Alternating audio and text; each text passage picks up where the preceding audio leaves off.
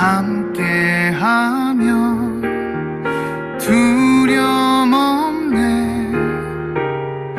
절망하지 않네. 어디든 주님과 동행하며 기쁨만 넘치네. 하나님 때문에 나의 소망 되신 생명의 주님. 은혜만 넘치네.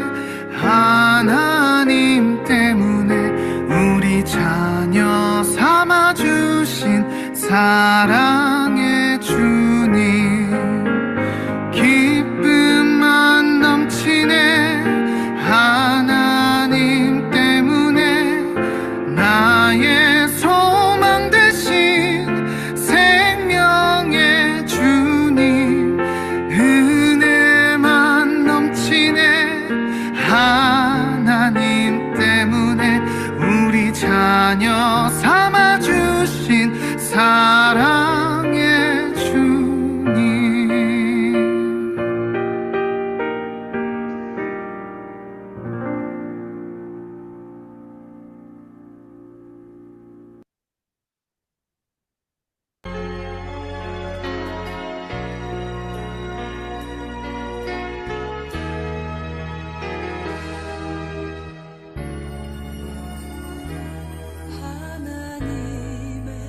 사랑을 사모하는 자, 하나님의 평안을 바라보는 자, 너의 모든 것 창조하신 우리 주님이 너를 얼마나 사랑하시는지.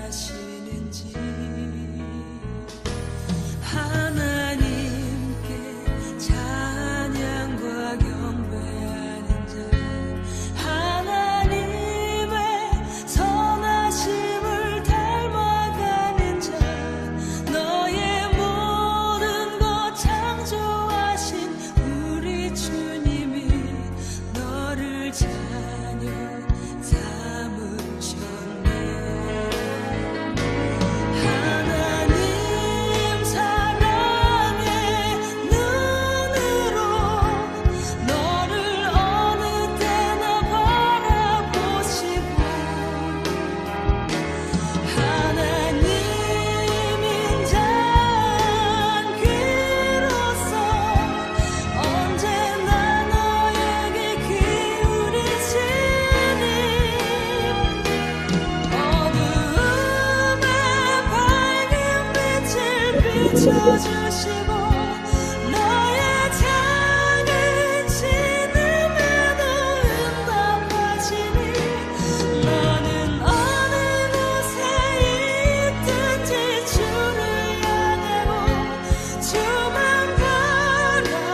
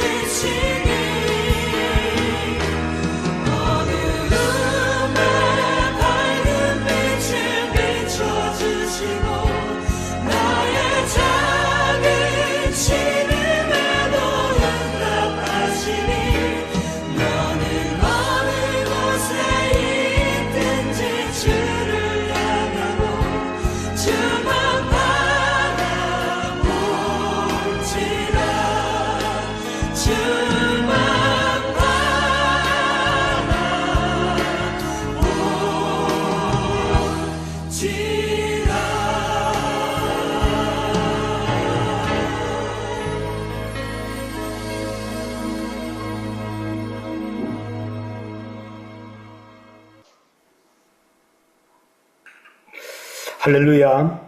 2024년 11월 2일 토요일 행복기도원 저녁 예배를 드리겠습니다. 다 같이 사도신경으로 신앙고백 드립니다. 음속해 주시기 바랍니다. 전능하사 천지를 만드신 하나님 아버지를 내가 믿사오며 그 외아들 우리 주 예수 그리스도를 믿사오니 이는 성령으로 잉태하사 동정녀 마리아에게 나시고 본디오 빌라도에게 고난을 받으사 십자가에 못 박혀 죽으시고 장사한 지 사흘 만에 죽은 자 가운데서 다시 살아나시며 하늘에 오르사 전능하신 하나님 우편에 앉아 계시다가 저리로서 산 자와 죽은 자를 심판하려 오시리라. 성령을 믿사오며 거룩한 공의와 성도가 서로 교통하는 것과 죄를 사하여 주시는 것과 몸이 다시 사는 것과 영원히 사는 것을 믿사옵나이다. 찬송가 384장 나의 갈 길 다 가도록 우리 음소거하시고 우리 부르시겠습니다.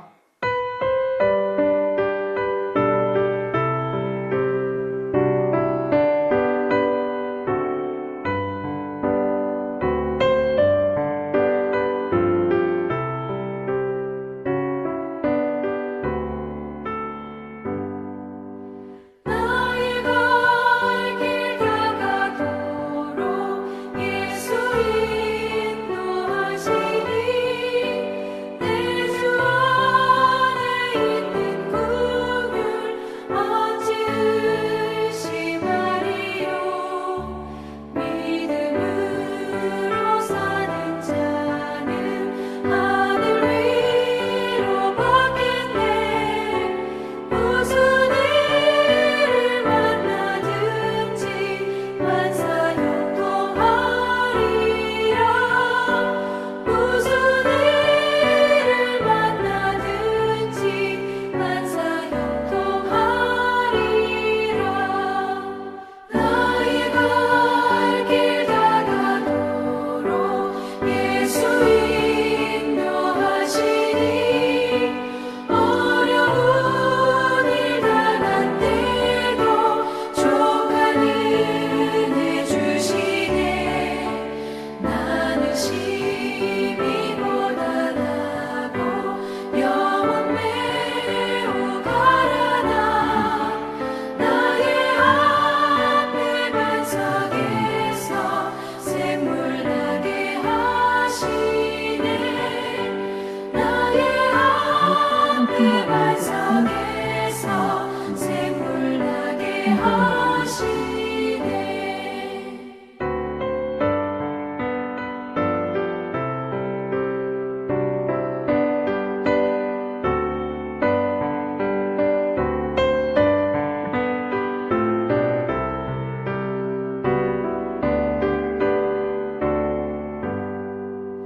나의 갈 길 다가도록 예수 인도하시니 그의 사랑 어찌 큰지 말로 할 수 없도다. 성령 강화 받은 영혼 하늘나라 갈 때에 영영 물을 나의 찬송 예수 인도하셨네. 영영 물을 나의 찬송 예수 인도하셨네. 아멘. 이 시간에 우리 장희숙 전도사님 기도해 주시겠습니다. 너희 목마른 자들아 다 물러 나오라.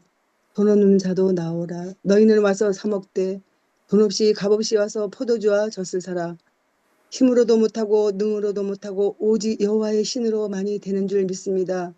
하나님을 의지하는 자들의 방패가 되어주시고 주께 이 시간도 힘을 얻고 하나님을 의지하며 그 말씀을 찬송하기를 원합니다. 이 시간 영혼을 주께 받들기를 원합니다. 영의 눈을 활짝 열으시고 회개의 영, 지혜의 영을 부어 주시옵소서.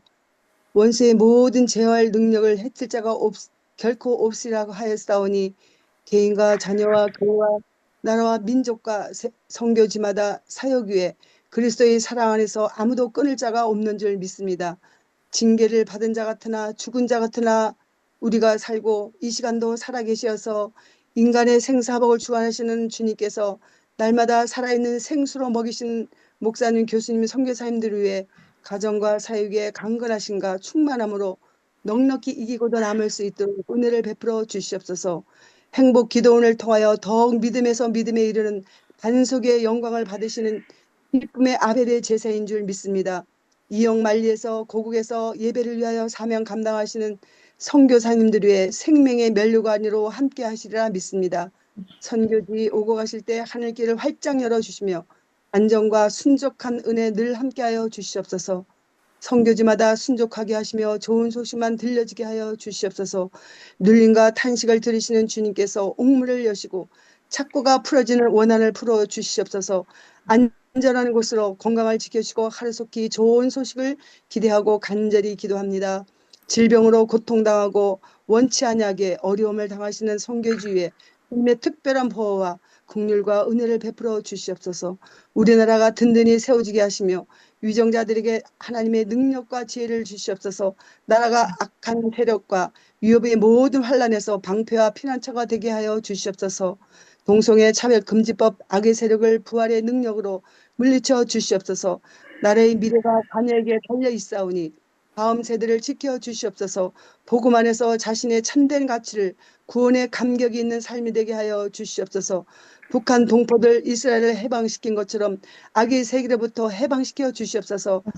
이제 어제는 강남기도원에서 말씀 증거하시고 원장 목사님 하늘문을 활짝 열어주셔서 강단 외치실 때마다 많은 영혼들이 회복의 역사와 치유로 성령의 능력의 충만함으로 필요한 말씀으로 선포하게 하시어 주님의 마음을 시원케 하시며 크신 영광 나타나게 하여 주시옵소서. 오고 가시는 길 피곤치 않게 하시고 안전을 운전대를 지켜 주시옵소서. 신학 강단과 전주 우리 교회 대전 부흥의 역사와 은혜로 권능으로 영광 돌리게 하여 많은 열매게 하는 소식을 감사드립니다. 항상 넉넉히 이기고도 남을 수 있도록 가정과 항상 사역의 은총으로 함께하여 주시옵소서. 이 시간 러시아에서 사역하시는 장승열 목사님, 선교사님을 통하여 빚진 자의 사명 로마서 1장 14절 17절 말씀 주실 때 능력의 말씀, 검의 말씀 되게 하셔서 기쁨으로 영광 돌리게 하여 주시옵소서. 선교사님 가정 사역에 크신 은혜로 채워 주시옵소서. 강건함으로 붙드시고 계획하시고 마음 먹으신 대로 순종하게 역사 기적을 베풀어 주시옵소서. 내일은 복된 주일이오니 온전함으로 영광 돌릴 수 있도록 성령님 늘 하여 주시옵소서. 세상 끝날까지 함께 하시며 약속하신 예수님의 이름으로 기도드리옵나이다. 아멘. 아멘, 아멘. 감사합니다. 이 시간에 특송을 에스더 선교사님 해주시겠습니다.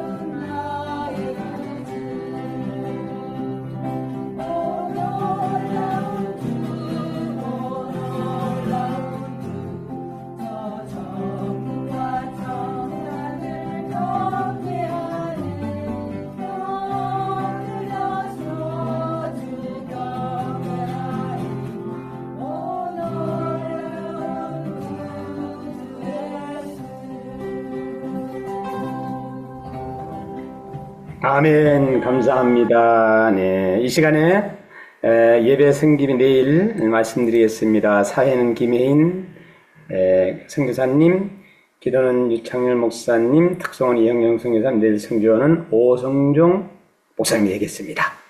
오늘 본문 말씀은 로마서 1장 14절에서 17절 말씀 우리 함께 듣고 눈으로 보고 읽겠습니다.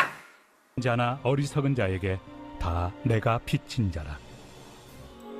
그러므로 나는 할 수 있는 대로 로마에 있는 너희에게도 복음 전하기를 원하노라. 내가 복음을 부끄러워하지 아니하노니 이 복음은 모든 믿는 자에게 구원을 주시는 하나님의 능력이 됩니다. 먼저는 유대인에게요, 그리고 헬라인에게로다. 복음에는 하나님의 의가 나타나서 믿음으로 믿음에 이르게 하나니 기록된 바 오직 의인은 믿음으로 말미암아 살리라 함과 같으리라. 하나님의 아멘. 오늘 우리에게 설교해 주실 장설재 선교사님을 소개합니다.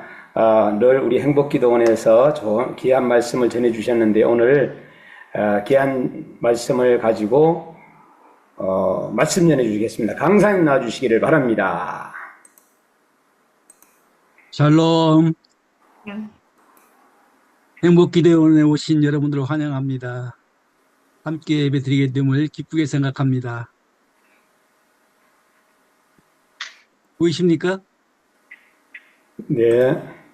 예, 반갑습니다. 날마다 한 가족처럼 여러분과 함께 날마다 만나고 함께 기도하고 말씀 듣고 이렇게 한 시간들이 너무나도 귀하게 여겨집니다. 오늘 이렇게 한 가족들 만난 것 같습니다. 이 시간에 우리가 한 마음으로 이렇게 모였는데 주님께서 이 자리에 함께 하시고 큰 영광을 받으시리라 믿습니다. 오늘 주시는 말씀을 통하여 주님의 은혜가 여러분 심령 위에 충만하게 임하시기를 축원합니다. 오늘 전할 말씀의 제목은 빚진 자의 사명입니다.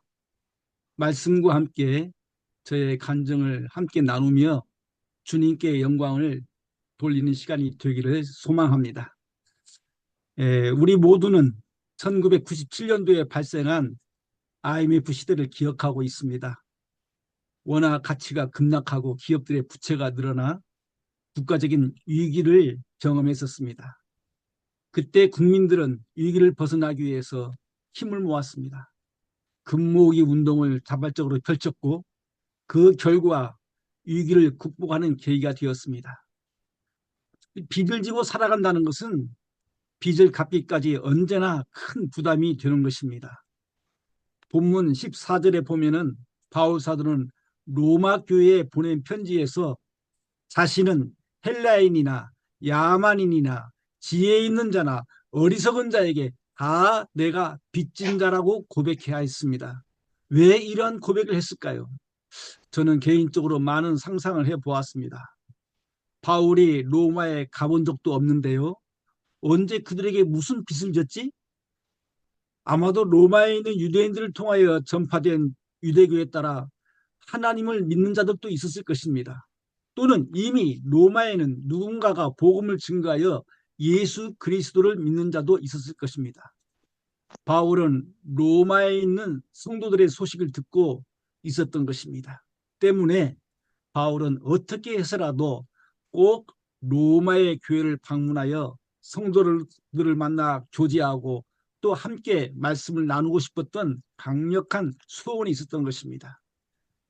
아마도 로마 교회에 가고 싶었던 바울은 늘 그곳에 있는 성도들을 위해서 기도에 힘을 다했을 것입니다. 나는 할 수 있는 대로 로마에 있는 너에게도 복음 전하기를 원하노라 라고 말씀했습니다. 바울의 목적은 관광도 아니었습니다. 오직 그 땅에 있는 영혼들에게 복음을 올바르게 전하고 싶어하는 그런 소원이 있었던 것입니다. 또한 그 말씀으로 더욱 굳센 믿음을 가지도록 섬기기 위한 것이었습니다. 사랑하는 우리 행복기도 지체 여러분, 여러분들도 누군가를 위하여 쉬지 않고 기도하고 있으시죠? 사랑하는 가족과 친구들, 믿지 않는 가족과 친척들의 구원을 위해서, 또한 한국 교회들과 선교지를 향하여서 날마다 기도에 힘쓰고 있을 것입니다. 그리고 저 북한 땅에 사는 우리들의 민족을 구원하기 위해서도 열심히 기도하고 있을 것입니다. 언젠가 오송종 교수님이 설교하실 때에 자신은 북한에 가서 전도할 꿈을 가지고 열심히 기도하며 운동을 하고 있다고 말씀하셨습니다. 현재 연세가 상당히 많으십니다. 그럼에도 불구하고 북한 선교에 대한 소원을 갖고 계십니다. 자기의 건강 관리를 위해서 북한 가기 위해서 매일 철봉을 하며 체력을 단련하신다고 하셨습니다. 아마도 교수님께서는 복음의 빚을 갚고 싶은 마음을 늘 마음에 가득 차게 간직하고 있는 것 같습니다. 아멘. 저는 그 교수님의 간증에 많은 도전을 받았습니다. 아멘. 교수님이 하신 말씀을 잊을 수가 없습니다. 아멘. 그 복음에 대한 열정적인 그 사명감, 그리고 도전하는 그 마음을 담고 싶었습니다. 오 교수님의 꿈은 바로 북한 땅에 가서 우리 민족들에게 복음을 전하는 것이 소원이었습니다. 그렇습니다. 우리들은 70년 이상 북한 땅을 바라보며 그 영혼을 생각하면서 기도했습니다. 지금도 기도하고 있습니다. 그런데 요즘 북한 땅을 위해서 기도가 얼마나 뜨거울까 생각해 보았습니다. 몇 년 전만 해도 곧 남북 대화가 이루어지고 협력이 이루어지고 자유롭게 북한 땅을 서로 오가며 교제할 수 있는 그런 소망을 품었었습니다. 많은 사람들이 들떠 있었습니다. 그런데 지금은 다시 냉각기가 되고 말았습니다. 이러한 현실 속에서 참 북한 지역에 있는 성도들을 위해서 또 그 지역에 있는 민족들을 위해서 우리 같은 동족을 위해서 얼마나 기도에 불을 붙이고 있는가 생각해 보면 그 열기가 지난 옛날보다도 좀 시들어지지 않았는가 이런 생각도 해봅니다. 저는 오랜 인생을 살아오면서 한 번도 빚을 져본 적이 없었습니다. 그것은 주님의 은혜였습니다. 오늘 빚진 자의 사명이라는 제목이 있는데 나는 무슨 빚을 져봤지? 생각해 보니까 물질에 대한 빚을 져본 적이 없더라고요. 이것도 참 감사한 일이죠.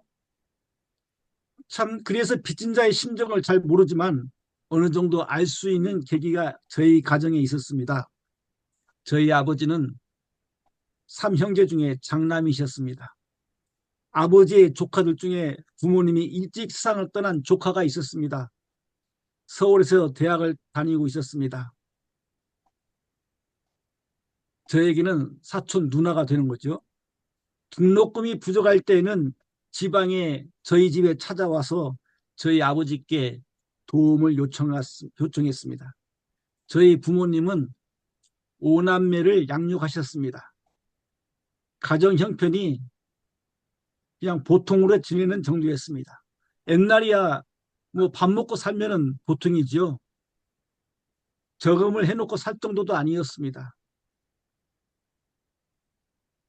그런데 금방 그 큰 돈을 지원할 만한 돈이 없었던 것입니다. 서울의 등록금이 옛날에도 비싼 편이었죠. 그래서 아버지는 며칠 동안 여기저기에서 손을 벌려 빚을 지었습니다. 그리고 등록금을 마련해 주셨습니다. 그러한 모습을 저는 어렸을 때 보았고 기억에 지금도 남습니다. 아버님은 공무원이셨고 어머님은 초등학교 교사였습니다. 그럼에도 매달 월급을 타면 빚과 이자를 갚느니라고 고생하시는 모습을 저는 가까이서 보았습니다. 저희 가족을 위해서는 빚을 짓지 않았지만은 부모 없는 사촌, 조카를 위해서 아버지는 빚을 졌던 것입니다. 저는 어머니가 그 빚을 갚느라고 다니실 때 따라다녔습니다. 그래서 그 어머니의 마음을 조금이라도 제가 느꼈습니다. 그렇습니다. 우리가 빚을 지게 되면은 반드시 갚아야 되는 것입니다. 빚을 지면 마음에 무거운 짐이 있는 것입니다. 바울 사도는 그의 소원이 있었는데 로마에 가고 싶어하는 소원이 있었습니다. 오직 복음을 전하기를 원한다고 편지를 보냈던 것입니다. 그의 소원은 주님께 빚을 지고 있다는 것을 느끼면서 그 빚을 갚고 싶었던 것입니다. 그는 주님께 사랑의 빚, 구원의 빚을 졌다고 생각했습니다. 그는 예수님을 믿기 전에 그리스도인들을 핍박하는데 가장 앞장섰던 사람이었습니다. 그야말로 주님께 책망받고 멸망받아야 마땅할 존재였습니다. 그런데 하나님께 심판받기보다는 오히려 예수님의 사랑으로 극적으로 구원을 받았고 그는 주님의 일꾼이 되었습니다. 그래서 그의 마음속에는 늘 하나님의 은혜에 대한 빚진 자의 마음을 가지고 있었던 것입니다. 그는 죄수의 신분으로 로마에 갈 수 있었습니다. 그가 로마에 가고자 하는 그 꿈이 이루어졌습니다. 비용도 들지 아니하고 그냥 국가에서 인도하는 대로 따라가서 그냥 죄수의 신분으로 로마까지 갈 수 있게 된 것입니다. 그의 소원이 이루어졌습니다. 바울이 로마에서 먼저 복음을 전할 대상은 로마에 사는 유대인들이었습니다. 그리고 그 땅에 사는 헬라인에게도 복음을 전하기를 원하였습니다. 그렇습니다. 바울은 그 감옥에 갇혀 있었지만은 자유롭게 사람들을 만날 수 있는 아주 특별한 대우를 받았습니다. 때문에 그 재판을 받는 과정에서도 여러 사람들을 만날 수 있었고 복음을 전할 수 있었던 것입니다. 이게 하나님의 은혜가 얼마나 큽니까? 바울이 그 로마에 있는 사람들을 마음에 품고 열심으로 기도하고 준비했더니 하나님께서는 그 길을 주님께서 친히 직접 이루어 주신 것입니다. 많은 사람들이 열방에 나가 복음을 전하고 싶어 합니다. 그러나 모든 주의 자녀들이, 주의 성도들이 다 나갈 형편은 되지 않습니다. 그러나 이제 우리 국내에서도 많은 외국인들이 한국을 찾아오기 때문에 얼마든지 외국인에 대한, 열방에 대한 선교를 감당하고 있습니다. 이제는 복음의 시대가 활짝 열렸습니다. 선교제에 나가서도 전할 수 있고 우리 국내에서도 그 수많은 외국인들에 대한 선교를 할 수 있다는 것입니다. 이것은 우리 한국 기독교인들에게 주신 놀라운 축복이고 은혜라고 여겨집니다. 우리가 이 마지막 시대에 하나님의 일꾼으로 택함받고 주의 복음을 위하여 쓰임받는다는 것이 얼마나 감사한 일입니까? 국가의 위상도 높아졌고 교회도 많아졌고 선교지도 얼마나 많은 주의 종들이 나가서 활동하고 있습니까? 세계에서 두 번째라고 하지 않습니까? 아마 실제적으로 활동하는 선교사는 세계에서 첫 번째가 될 것입니다. 우리 시대의 주님께서는 우리 한민족을 택하시고 우리 그리스도인들을 택하셔서 주님의 일꾼으로 삼아 주셨습니다. 복음의 빚을 갚는데 저희들을 죽으시고 사용하신 것입니다. 이것은 너무나도 크고 놀라운 하나님의 은혜이고 하나님의 큰 사랑을 우리에게 베풀어 주신 것입니다. 정말 영광스럽습니다. 그런데 아직도 아쉽고 안타까운 점이 있습니다. 살아가는 북한에 있는 동포들에게 자유롭게 복음을 전할 수 없다는 것입니다. 벌써 70년이라고 하는 많은 세월이 훌쩍 지나가고 말았습니다. 그곳에서 복음을 여러 모양으로 전하다가 지금도 갇혀있는 주의 종들이 있습니다. 그들을 생각하면은 정말 눈물이 날 수밖에 없습니다. 주의 복음 때문에 그 땅을 향해 나갔는데 지금 이 순간에도 제대로 먹지도 못하고 대우도 받지 못하고 답답하게 어려운 가운데서 몸부림치며 하나님께 간구하고 있을 것입니다. 주님, 언제나 그들에게 자유를 주실까요? 주님, 언제 허락하시겠습니까? 언제 북한 땅이 열릴 수 있겠습니까? 우리들의 기도가 더 뜨거워져야 되는데 북한에 대한 선교의 열기도, 기도의 열기도 점점 약해져 가고 있는 것 같습니다. 왜? 남북 관계가 너무나도 경색되어 있잖아요. 지금도 로켓 발사 계속 시험하고 있지 않습니까? 이제는 남북으로 통하는 길마저 다 막아버리고 말았습니다. 담을 치자는 것입니다. 갈수록 그들은 마음을 닫고 있습니다. 그러면 그 땅에 있는 민족들은 어떻게 한다는 것입니까? 물론 하나님의 때가 있을 것입니다. 저희들은 인내하고 기다릴 것입니다. 그러나 기도의 열정만큼은 포기할 수 없는 것입니다. 여러 가지 상황이 어렵다고 우리가 그들의 영혼을 포기한다면 어떻게 되겠습니까? 가장 복음이 들어가기 힘든 나라가 바로 우리 민족 북한 땅 아닙니까? 너무나도 안타깝습니다. 갈수록 북한 선교에 대한 열정이 식어져 가고 있습니다. 사랑의 관계도 더 멀어져 가고 있습니다. 하지만 우리는 기도의 끈을 놓을 수가 없습니다. 왜? 지금도 그 땅에 지하교회 성도들이 눈물 흘리며 기도하며 하나님을 섬기고 있기 때문입니다. 그들은 우리보다 더욱더 신실하게 진실하게 하나님 앞에 엎드리며 죽음의 위기 가운데서도 믿음을 지키며 성경을 숨겨가면서까지도 하나님을 찾고 말씀을 의지하고 기도하고 있는데 저희들은 너무나도 평안한 데서 사역하면서 그 땅에 있는 영혼들을 이제는 점점 멀리하고 있는 것 같습니다. 주님은 그 땅도 사랑하실 것입니다. 우리가 알지 못하는 때에 하나님의 놀라운 구원의 계획이 있으리라 믿습니다. 그렇다면 우리는 정말 포기할 수 없습니다. 세계 열방을 향하여 그렇게 뜨겁게 열심으로 기도하고 많은 것을 가지고 나가는데 복음과 함께 어려운 상황 가운데서 전하고 있는데 우리가 가지 못한다고 그 땅에 있는 영혼들을 포기할 수 없지 않습니까? 우리는 어려울수록 북한과의 관계가 어려울수록 더욱더 그들을 품고 우리 민족의 구원을 위해서 더욱더 힘써야 될 것입니다. 저는 아까 말씀을 시작하면서 한 번도 빚을 진 적이 없다고 언급했습니다. 그런데 사실은 제가 엄청난 많은 빚을 지고 있었습니다.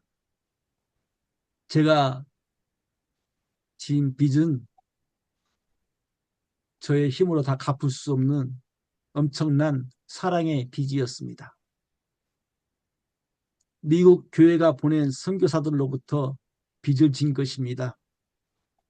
그것은 곧 미국 교회 성도들에게 빚을 진 것입니다. 그리고 그 빚은 하나님의 은혜였습니다. 저의 고향은 전북 전주입니다. 저는 어린 시절부터 부모님에 의해 주님을 알고 말씀 안에서 성장하였습니다. 제가 초등학교에서 중고등학교까지 다닐 때에 미션 스쿨에서 공부했습니다. 매일 공부하기 전에 강당에서 예배를 드렸습니다. 성교들이 지은 아름다운 학교와 초등학교 그 운동장이 있었습니다. 그리고 같은 동네에는 미국 선교사들이 미국 교회들의 도움을 받아 세운 예수병원이라는 이름을 가진 병원이 있었습니다. 지금은 저희 초등학교가 없어졌습니다. 그리고 그 자리에 예수병원이 새롭게 크게 신축하여서 주민들의 병을 고치고 복음을 전하고 있습니다. 선교적인 차원에서 그 병원이 운영되고 있습니다. 전에는 미국에서 오신 선교사들이 원장도 했습니다. 의사들 중에 또 의료 선교사로 나오신 분도 있지 않았습니까? 그분들이 많이 있었습니다. 그런데 이제 세월이 많이 흘러가지고 모든 미국 선교사들, 의료 선교사들은 다 철수하시고 이제는 한국의 그리스도인들이 원장을 하고 있습니다. 그리고 그 교회는 미국 교회에서 세웠던 그 선교의 이념으로 선교적인 사명을 가지고 지금도 그 병원이 유지되고 있습니다. 그들의 사랑의 손길이 지금도 남아있다는 것입니다. 왜 그렇게 선교를 하면서 복음뿐만 아니라 병원까지 지어주고 또 학교까지 지어주고 그렇게 많이 섬겼을까요? 다 그리스도의 사랑 안에서 복음의 일꾼을 키우기 위해서, 전도하기 위해서 했던 것입니다. 이제 우리 한국교회는 그 선교사들의 빚을 갚고자 미국으로 향하지 아니하고 전 세계로 퍼졌습니다. 복음을 들고 또 상을 가지고 미국 선교사들이 했던 것처럼 각 지역마다 교회를 세우고 학교를 세우고 병원을 세우고 섬기고 있습니다. 사랑의 빚을 갚고 있습니다. 얼마나 감사합니까? 우리 시대에 복음의 빚을 갚는다는 것은 너무나도 하나님께서 우리에게 주신 놀라운 은혜였던 것입니다. 그 병원이 있던 그 지역에는 바로 학교도 있었고 또 전주에서 제일 먼저 지었던 교회도 가까운 동네에 함께 있었습니다. 저는 바로 그 교회를 다녔습니다. 가장 오래된 역사를 가지고 있는 교회, 이름이 전주 서문교회입니다. 어렸을 때부터 그 교회를 다니면서 이 교회는 선교사들이 세운 학교라고 하는 교육을 받았습니다. 그래서 늘 마음속에 선교사들에 대한 고마움을 가지고 신앙생활을 했었습니다. 지금은 선교사들이 다 떠나고 우리의 한국 사람들이 다 교회와 병원과 학교를 운영하고 있지만 그들의 발자국과 사랑의 희생, 하여 주시옵소서. 믿음을 보여준 그 모습들은 회복될 지금도 살아 움직이고 있는 것입니다. 그들 중에 대부분의 선교사들이 거의 다 소천하셨을 것입니다. 남은 자들은 다 미국으로 돌아가시고 그곳에서 선교센터에서 대부분 남은 여생을 보내고 있습니다. 그 사역을 감당하기 위해서 그들은 선교사 마을에서 살았습니다. 병원이 있고 학교가 있고 교회가 있는 그 가까운 마을 산 중턱에 건물을 짓고 산속에서 살았습니다. 지금도 그 건물들이 남아 있습니다. 여러 건물들이 리모델링 되고 있죠. 이제는 그들은 다 떠났습니다. 그러나 그 자리는 그대로 있습니다. 그 선교사들이 살았던 그 마을 옆에 묘지가 있습니다. 선교사들의 묘지입니다. 한국에서 사역하시다가 여러 질병으로 소천하신 선교사님들의 그 묘가 있습니다. 어떤 묘는 아주 조그마한 묘가 있습니다. 2살 아래 어린아이가 생명을 잃고 그 땅에 묻힌 자가 2명이 있습니다. 선교지에 와서 흉터병으로 어린아이를 잃은 선교사들이 있었다는 것입니다. 얼마나 그 당시에 열악했겠습니까?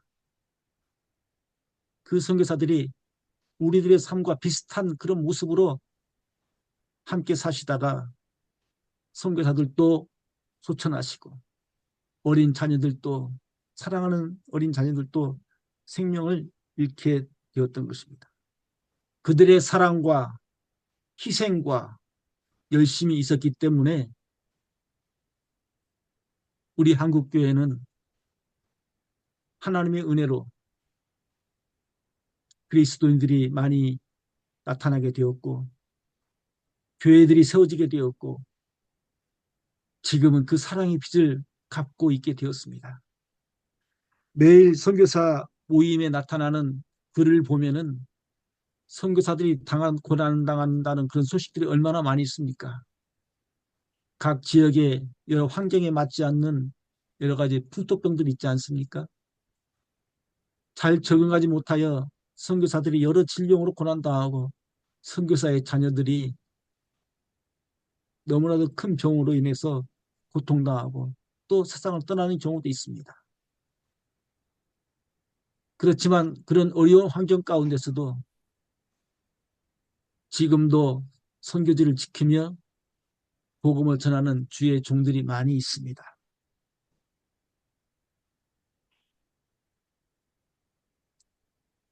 그렇습니다.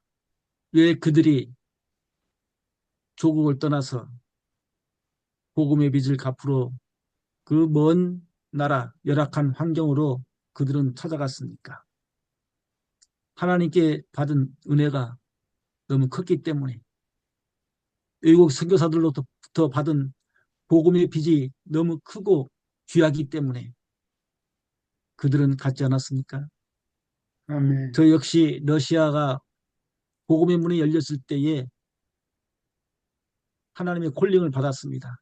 사실 저는 목사가 되었을 때에 선교사로 나갈 꿈이 없었습니다. 국내에서 그냥 복음을 전하고 살기를 저는 원했었습니다. 그런데 갑자기 소련이 무너지고 15개 나라로 다 독립을 했습니다. 이제 자유가 주어졌습니다. 그리고 누군가가 가서 복음을 전해야 될 만한 그런 상황이 되고 말았습니다. 그때 하나님의 콜링이 있었습니다. 저는 시간을 정해놓고 아내와 함께 기도했습니다. 하나님, 어떻게 할까요? 저는 선교에 대해서 마음의 준비도 없었고 계획도 없었습니다. 그런데 갑자기 문이 열렸고 콜링이 왔습니다. 하나님, 어떻게 할까요? 하고 일정한 시간을 정해놓고 기도했습니다. 하나님께서는 저를 인도하셨고 저는 주님의 뜻에 순종하여 그 당시에 아들은 국민학교 4학년, 딸은 국민학교 2학년 두 아이를 데리고 아내와 함께 선교지 러시아 땅 사할린 섬으로 왔습니다. 사할린 섬은 러시아에서 사실은 버림받은 땅처럼 여겨지는 땅입니다. 모스크바에서 가장 멀리 떨어져 있고 너무나도 기후가 춥고 열악하기 때문에 그곳에는 죄수들을 감금했었습니다. 그리고 사할린 땅에는 누가 살려고 하지 않기 때문에 그곳에 가서 살면은 다른 사람보다도 월급도 많고 연금도 많이 줬습니다. 그러한 땅이었습니다. 한때는 일본이 사할린 땅을 절반을 점령해가지고 러시아로부터 뺏어가지고 소련을 뺏어가지고 자기들이 그 땅을 다스렸습니다. 개발되지 않은 그 땅을 일제시대에 우리 한인들을 강제로 끌어다가 그 땅에 데리고 가서 중노동을 시켰습니다. 한국어 언어를 빼앗아가 버리고 한국의 이름도 다 빼앗아가 버리고 일본말로 이름을 지키게 하게 하고 한국어를 쓰지 못하도록 하고 가장 힘든 탄광에서 일하게 하며 또 그 추위에 산린 산속에 가서 나무를 베게 하고 힘든 일들을 다 시켰습니다. 고생 많았죠. 종처럼 살았습니다. 이동의 제한, 이동의 자유도 없었습니다. 그러다가 2차 대전 때 일본이 망하고 난 다음에 일본 사람들은 다 돌아갔습니다. 그런데 일본과 소련과의 그 조약에 따라서 한인들은 보내지 않았습니다. 이게 얼마나 안타깝습니까? 우리 한인들이 무슨 죄가 있다고? 일본인들은 책임져 주지 않았고 소련 사람들은 한국인을 그대로 계속 거기에 머물게 하고 그 땅을 발전시키려고 이용한 것입니다. 일본 사람들 밑에서 일본말로 생활했습니다. 이제는 소련말을 배워야 됩니다. 러시아말을 배워야 됩니다. 얼마나 1세들이 고생했겠습니까? 언어 배우기도 힘든데요. 먹여 살려야 되는데요. 자식들을 가르쳐야 되는데요. 그러한 땅이었습니다. 눈물의 땅, 우리 한인들이 버려진 땅입니다. 대한민국에서도 책임질 수 없고 어떻게 할 수 없는 그런 형편이었습니다. 그런데 자유가 문이 열렸던 것입니다. 그러한 콜링을 받았을 때 거부할 수 없었습니다. 그래서 자녀들을 데리고 갔는데 어느새 세월이 32년이라는 세월이 흐르고 말았습니다. 이제 저도 공식적으로는 금년이 은퇴할 시기가 다가오고 말았습니다. 세월이 눈 깜짝할 새에 지났습니다. 사할린의 그 인구가 제가 처음에 갔을 때 70만 명이었습니다. 그런데 지금 50만 명으로 줄었습니다. 갈수록 인구가 줄어든다는 것입니다. 왜 그렇겠습니까? 여러 가지로 열악하다는 것입니다. 환경이. 섬이고 또 수도 모스크바와 워낙 멀리 떨어져 있기 때문에 모든 것이 열악합니다. 그래서 아이들도 학교를 다니면 이제 고등학교 마치면은 대학은 더 큰 도시로 또 대륙으로 모스크바로 상크트페테르부르크로 다 날개를 달고 갑니다. 그래서 사할린의 인구는 점점 줄어들고 교회도 점점 약해지고 있습니다. 우리 또 사할린에 있는 한인들은 한국 조국을 사랑하기 때문에 계속 한국으로 귀국하고 있습니다. 한국으로 귀국하면 한국에서 아파트도 주고 생활비도 줍니다. 좋은 환경에서 살 수 있습니다. 그래서 일정한 나이가 되면은 이제 어르신들이 한국에 가고 싶어하는 그런 소원을 가지고 있습니다. 그러면 또 다시 이산가족이 되죠. 사할린의 자녀들을 남겨놓고 가야 되지 않겠습니까? 그래서 이제는 법을 고쳐서 자녀들을 데리고 갈 수 있는 그런 법을 지금 만들고 있습니다. 하여튼 우리 민족들은 원하지 않는 그 일제의 악독한 그런 정책 때문에 포로같이 종처럼 살던 땅이 바로 러시아 사할린 땅입니다. 물론 러시아 땅에 지금 러시아인도 많이 살고 있습니다. 그들에게도 복음이 필요하죠. 예, 70년 동안 공산 시절에 하나님이 없다고 가르쳤습니다. 그런데 참으로 놀랍게 그 땅에 신앙의 자유가 다시 찾아오게 된 것입니다. 이것은 하나님께서 그 러시아 땅을 사랑하시고 다시금 기회를 주신 것입니다. 그 땅이 열렸을 때 우리 한국교회에서 러시아 전체에 소련 연방 전체에 선교사들을 갑작스럽게 많이 파송했습니다. 문이 열렸을 때 가장 먼저 한국 선교사들이 소련 땅을 밟게 되었습니다. 또 중앙아시아, 우즈베키스탄, 또 카자흐스탄, 키르기스탄 얼마나 많은 지역에 한국 선교사들이 갔습니까? 한국 교회가 마지막 시대에 정말 선교의 도구로 너무나도 귀하게 쓰임받게 되었습니다.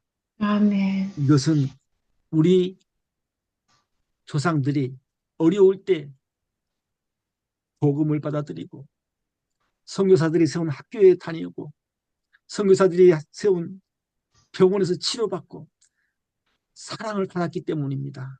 아멘. 복음의 빚을 졌기 때문입니다. 아멘. 그 빚을 지금 우리 세대에 열방을 향하여 갚고 있는 것입니다. 아멘. 이건 놀라운 은혜입니다. 하나님의 사랑입니다. 하나님께서는 우리 민족을 통하여 정말 아멘. 큰 영광을 받으시고 기뻐하시리라 믿습니다.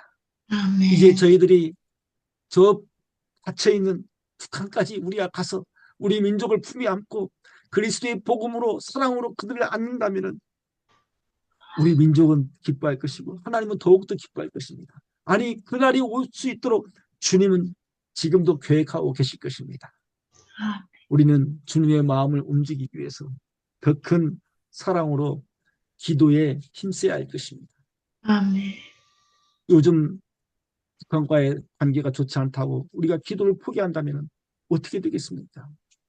그 땅에 사는 지하교회 성도들을 누가 위로할 수 있겠습니까? 지금도 미국 교회 선교사들은 열방을 향하여 많은 선교를 하고 있습니다. 아멘. 우리 한국도 그에 못지않게 선교 활동을 하고 있습니다. 아멘. 오늘 바울은 정말 복음 때문에 그는 주님께 부름받은 자였습니다. 자기는 빚을 졌다고 말했습니다. 그래서 빚을 갚아야 될 사명이 있다고 그는 말하고 있습니다. 그 빚을 갚기 위해서 그는 결혼도 하지 않았습니다.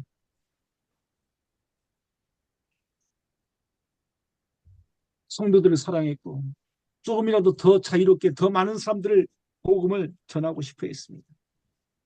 그의 소원은 자기 민족만이 아니었습니다. 오늘 말씀대로 할 수만 있으면 이방인을 향하여 로마를 향하여 가고 싶어하는 그 소원이 담겨 있지 않았습니까? 나는 할 수 있는 대로 로마에 있는 너에게도 복음 전하기를 원한다. 나는 내가 복음을 부끄러워하지 아니한다. 이 복음은 모든 믿는 자에게 구원을 주시는 하나님의 능력이 됨이라고 선포했습니다. 그렇습니다. 복음 안에 능력이 있습니다. 아멘. 그 복음으로 유대인들이 먼저 예수를 믿고 영접했습니다. 그리고 그들이 핍박을 통하여 여러 곳에 흩어졌는데 흩어진 곳마다 복음이 확산되었습니다. 예루살렘 교회에 당한 핍박은 정말 고통이었습니다. 다 성도들이 흩어졌습니다. 그런데 그것 때문에 복음은 얼마나 빠르게 온 지역에 확산되었습니까? 하나님의 은혜였습니다.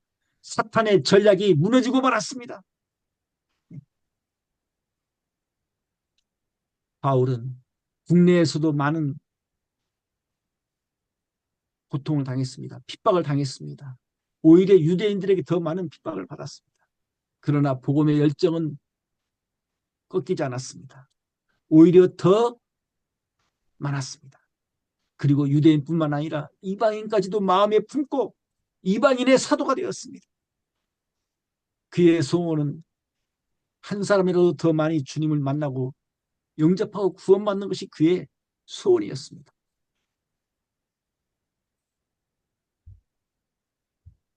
참 그의 인생은 생명 다하는 그날까지 복음의 빚을 갚고자 하는 그 마음으로 살았습니다. 오늘날 우리 한국교회가 정말 복음의 빚을 갚기 위해서 힘을 다하고 있다고 저는 생각합니다.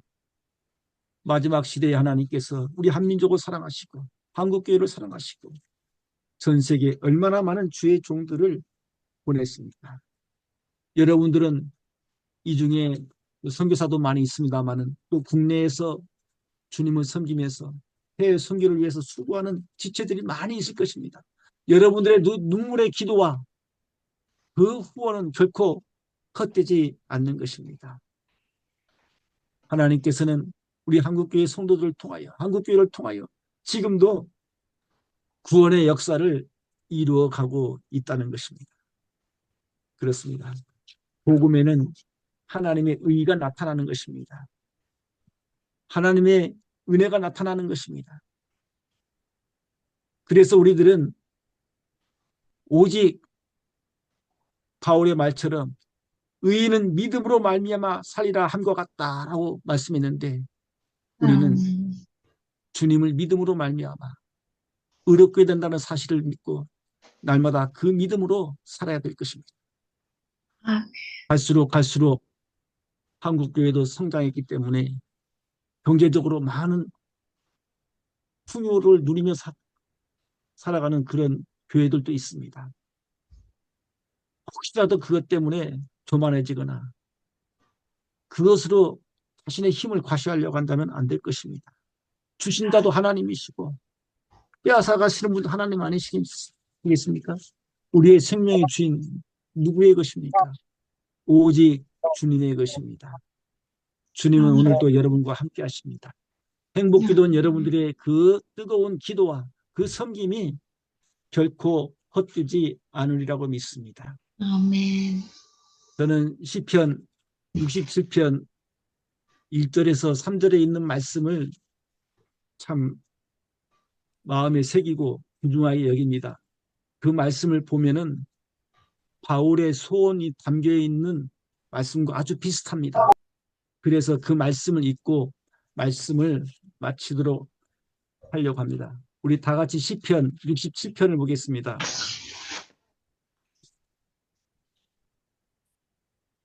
시편 67편 1절에서 3절까지입니다.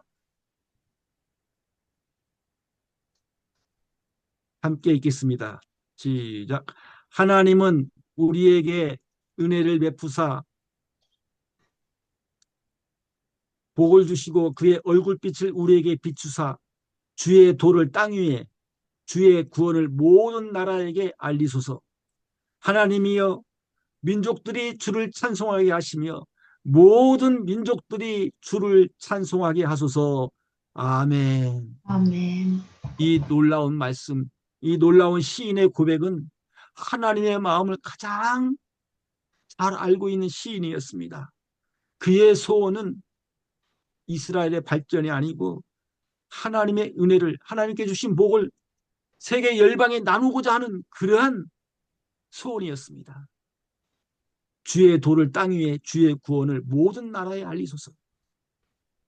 모든 민족들이 주를 찬송하게 하소서. 이 시인의 고백이, 그 말씀이 바울의 마음속에 담겨 있는 거 아니겠습니까? 그래서 저는 이 시인의 소원과 바울의 소원이 하나라고 생각합니다. 그리고 한국교회의 소원이 바로 이러한 소원이라고 생각합니다. 이 마지막 시대에 세계에 있는 영혼들을 사랑하시고 기도하시고 후원하시고 선교하시는 여러분 모두에게 주님의 크신 은혜가 임하기를 주의 이름으로 축원합니다. 아멘. 아멘. 기도하겠습니다. 아멘. 사랑의 주님, 오늘 짧은 시간이지만은 주님이 우리에게 주신 큰 은혜를 생각해 보았습니다. 참으로 가난하고 우상을 섬겼던 민족, 전쟁에서 폐허가 된 민족, 그럼에도 불구하고 주님은 우리 민족을 사랑하시고 선교사들을 보내주시고 위로하시고 소망을 주시고 구원해 주신 주님 은혜에 감사드립니다. 저희들의 시대에, 이 마지막 시대에 저희가 복음을 들고 나가서 일할 수 있도록 한국교회를 사랑하시고 한국 성도들을 통하여 그들의 손길과 기도에 의해서 세계 열방을 향하여 주의 복음을 들고 나가서 섬길 수 있도록 은혜 주신 것 감사합니다.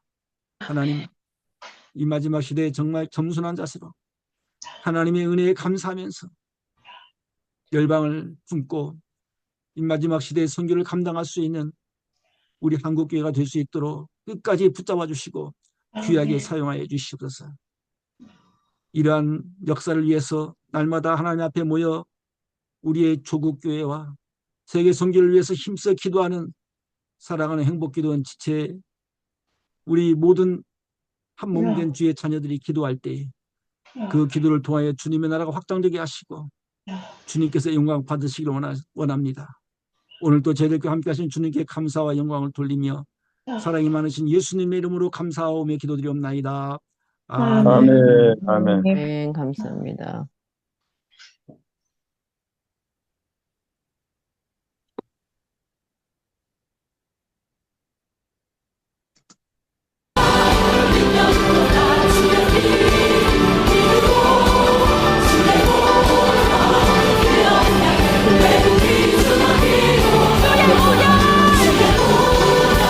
주여